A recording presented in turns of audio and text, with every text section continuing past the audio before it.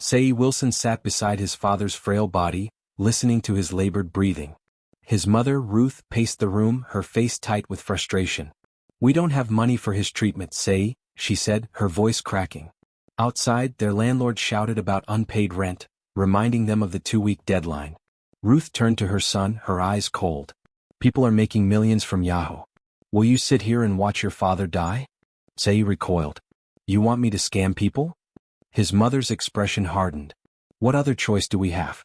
Honest work won't save your father." She pointed at the cracked walls, the leaking ceiling. "This is reality. No one cares about morals when they're starving. You have a decision to make." Seyi lay awake that night, his mother's words haunting him. His father coughed, the sound weak and painful. His family was drowning. His phone buzzed. A message from his childhood friend, Tony Carter. "Ready to make money? Meet me tomorrow." Seyi stared at the screen, his heart pounding. Tony's apartment smelled of wealth, leather seats, imported whiskey. He smirked, handing Seyi a laptop. "Yahoo is an art. You make them want to give you their money." Seyi hesitated. But when Tony showed him a $1,500 transfer from an American widow, his doubts weakened. He took the laptop. Tony explained the basics. Fake identities, emotional manipulation, believable scripts. "It's not scamming," he said. "It's survival." Seyi struggled at first, but desperation sharpened his skills. He became the perfect liar, weaving tales that lured victims in. His first victim was an elderly woman from Texas.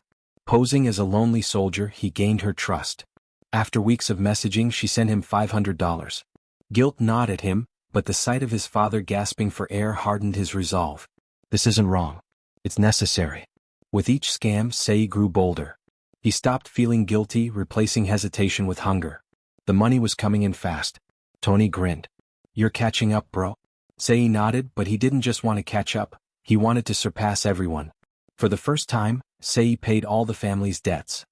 His mother's eyes gleamed when he placed stacks of cash before her. But soon, survival wasn't enough. He wanted more: luxury, respect, power. Greed had awakened. As Seyi's status rose, so did jealousy. Marcus and Kelvin, fellow fraudsters, resented his success. At a club, Kelvin sneered. "New boys shouldn't rise too fast." Seyi laughed, but he knew envy was dangerous. One night, Tony introduced Seyi to Victor, a kingpin. "We don't just scam small people," Victor said. "We take down politicians." Seyi hesitated. Targeting the rich was a different game. But the promise of millions made him listen. Their target: Senator Douglas Grant, a corrupt politician with offshore accounts. Using a hacked server, they tricked him into revealing sensitive data. One night, they wiped out his accounts. The next morning, news broke. Senator bankrupted overnight. Seyi felt untouchable. 2 days later, Tony's phone rang. He answered, then paled. "They know what we did," he whispered. That night, Seyi watched the news. Unidentified hackers drain the senator's fortune. Authorities launch a manhunt. His hands trembled. Tony burst into Seyi's apartment. "We're in trouble," he panted. "The senator has connections." Seyi scoffed. "Let them try." But when he received an anonymous text, "Run while you can," doubt crept in. Kelvin and Marcus, envious of Seyi's success, leaked his identity to a dangerous gang. "Let's see how untouchable he really is," Kelvin smirked.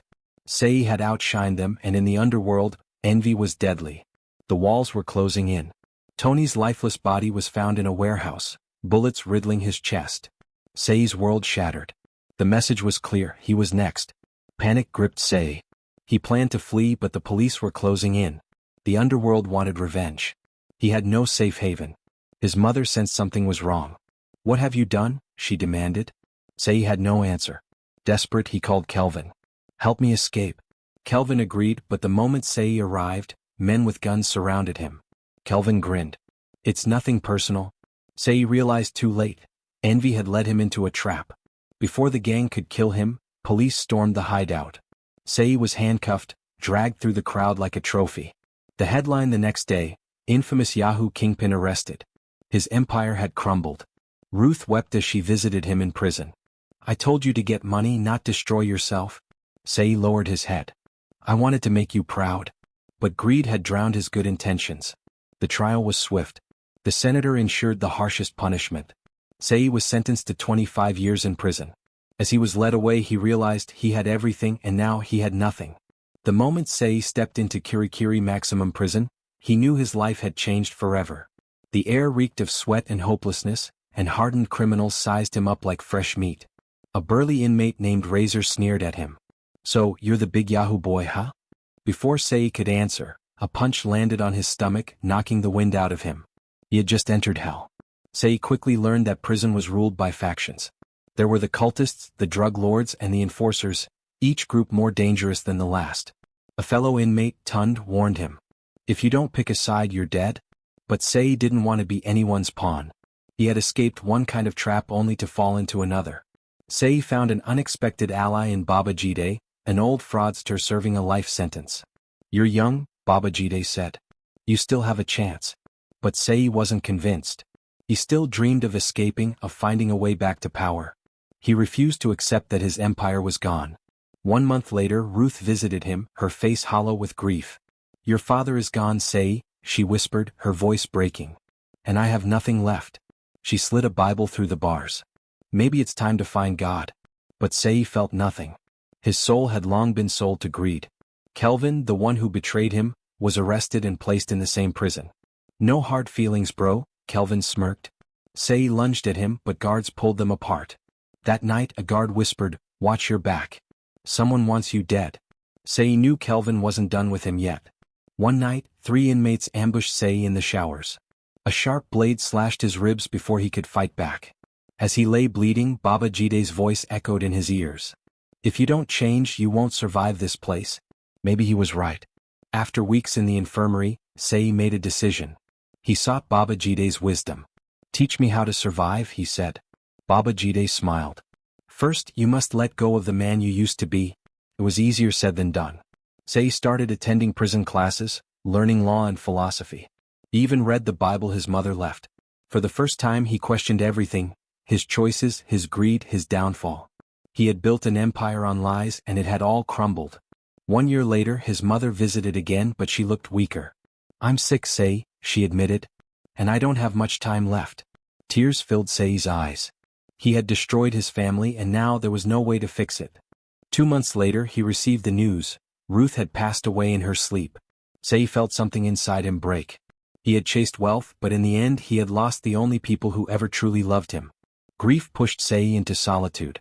He rejected violence, refused gang affiliations, and started mentoring younger inmates. Baba Jide nodded approvingly. "Now you're starting to understand." A lawyer, Barrister Okoye, visited Seyi. "You still have a chance at appeal," he said. For the first time in years, hope flickered inside him. Maybe he wasn't doomed after all. Seyi's case was reviewed, and evidence surfaced that Senator Douglas had fabricated some charges to punish him. His sentence was reduced from 25 years to 15. It wasn't freedom, but it was something. Seyi started working in the prison library, educating inmates about fraud prevention. It was ironic. He had once been the predator and now he was trying to stop others from following his path. Kelvin, furious at Seyi's transformation, plotted against him. One night he cornered Seyi in the yard. "People like us don't change," he sneered, swinging a shank. But this time Seyi was ready. Seyi dodged, tackling Kelvin to the ground. Guards rushed in, breaking up the fight. Kelvin was thrown into solitary confinement. For the first time Seyi felt truly free. One day he received a letter from his old victim, the widow he scammed years ago. "I forgive you," she wrote. Tears welled in Seyi's eyes. He had hurt so many people. Could he ever truly be redeemed? During a prison interview, Seyi told his full story. "Greed consumed me," he admitted. "And I lost everything." His words went viral, inspiring many young men to avoid the path he had taken. Senator Douglas, now retired, saw Seyi's interview. Surprisingly, he reached out. "Maybe we were both corrupt in different ways," he admitted. The man who once wanted him dead now wanted to help him. Life was unpredictable. Due to good behavior and public support, Seyi's sentence was reduced further. After 10 years he was finally free. As he stepped out of prison, the world felt different. He had been a king, then a prisoner. Now he was just a man searching for a second chance. As Seyi stepped out of Kirikiri maximum prison, the sun felt unfamiliar on his skin. The world had moved on without him. The streets were faster, technology more advanced, and the people who once feared him had forgotten his name. He had no home to return to. His parents were gone, his old friends either dead or locked up. He was a free man, but freedom without direction was just another kind of prison. Seyi sought jobs, but every interview ended the same way: rejection. "We don't hire ex-convicts," one employer said bluntly, not even looking up from his resume. Even those who recognized him sneered. Big boy Seyi now looking for legit work? Life humbles people. The weight of his past clung to him like a curse.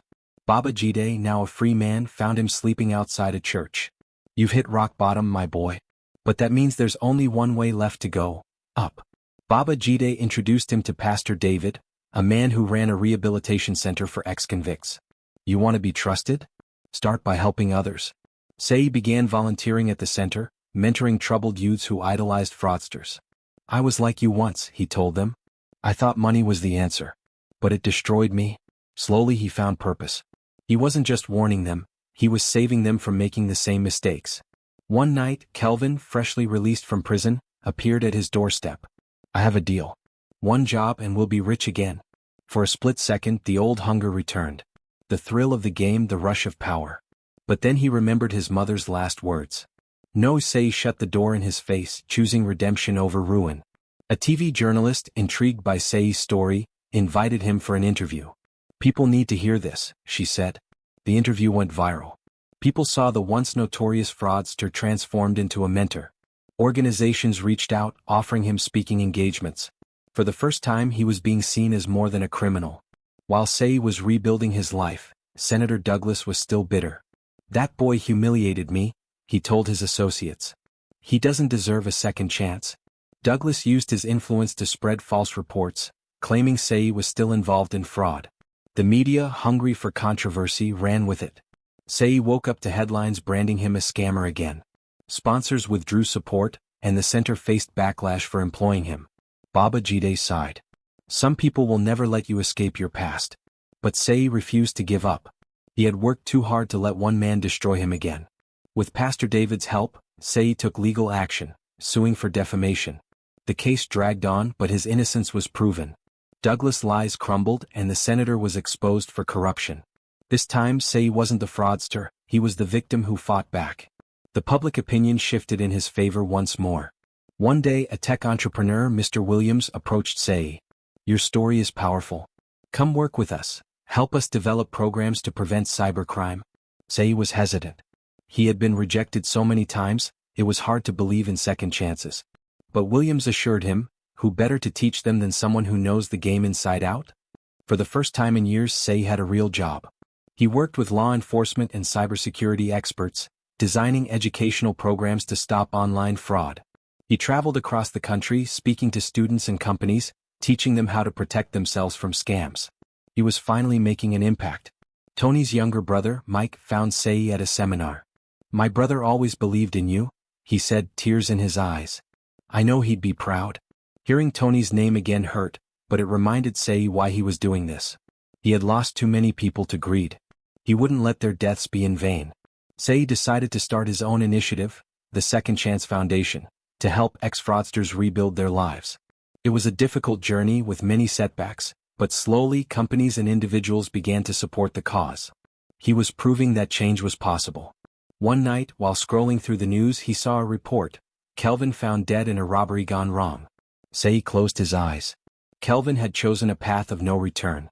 It could have been him. It almost was him. Seyi reached out to his old victims, personally apologizing for his actions. Some forgave him. Others never would. But he accepted that. Redemption wasn't about erasing the past, it was about proving you had changed despite it. An opportunity arose, an international conference on cybercrime prevention. Seyi was invited to speak. As he stood before a global audience, he took a deep breath. Years ago he was a criminal. Today he was an expert, guiding others away from the life he once lived. Young boys who once admired fraudsters now looked up to him. "Sir, because of your story, I chose a different path," one boy said, shaking his hand. "That was more valuable than any stolen millions." Senator Douglas, now retired and powerless, tried to sabotage Seyi's foundation again. But this time no one listened to him. The world had moved on and Seyi had won, not by revenge but by rising above his past. Standing in front of his mother's grave, Seyi placed flowers on the stone. "I hope I made you proud," he whispered. The wind carried her words back to him, not in voice but in feeling. "You have, my son. You have." Years later, a journalist asked Seyi, If you could go back in time, would you change your past? Seyi thought for a long moment. I regret the pain I caused, he admitted. But if I hadn't fallen, I wouldn't have learned how to rise. With that, he walked away, not as a scammer, not as an ex-convict, but as a man who had turned his scars into a story of hope. The end.